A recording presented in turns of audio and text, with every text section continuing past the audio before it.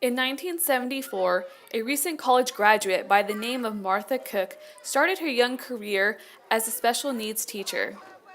Her focus on the children is what helped the program grow from a small school in an old house with 3 adults and 6 children, all with cerebral palsy, to the modern-day Stalling Center at the University of Alabama.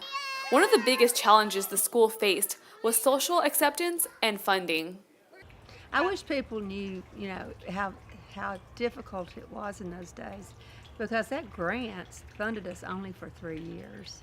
For many years, the Rise School fought to stay open by looking for other sources of funding. Cook finally had enough and set out to Montgomery during an ice storm to meet with the state finance director. Without that support, she believes many children with special needs would never have received the chance to live normal lives. It was a huge shift in attitude, an attitudinal change about what happens to these children when they grow up. And so by then, at 74 to 94, they were 20, and they were getting jobs, they were taxpayers. I think that we had to prove that our graduates had very positive outcomes. Over the years, people started realizing the uniqueness of the Rise School.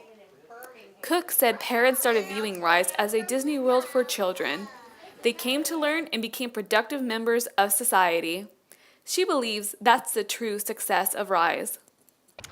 Ultimate success is to send the children out with the tools they need to, grow up and become adults and have good life skills, and just like everybody else.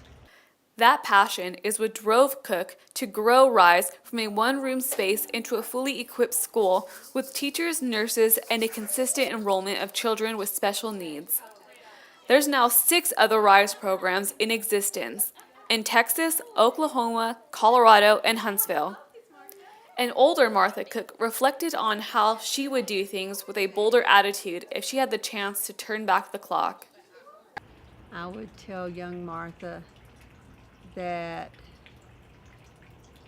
it's not a job.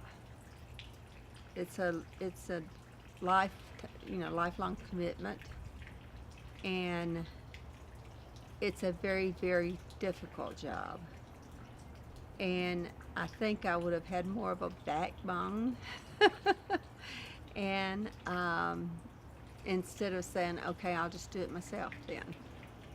While Martha knows change in retirement is good, she knows she can't leave the children. Martha hopes the legacy she is leaving is the love for the children. For the Gene Stallings Rise Golf Tournament and WVUA, I'm Christina Peterson.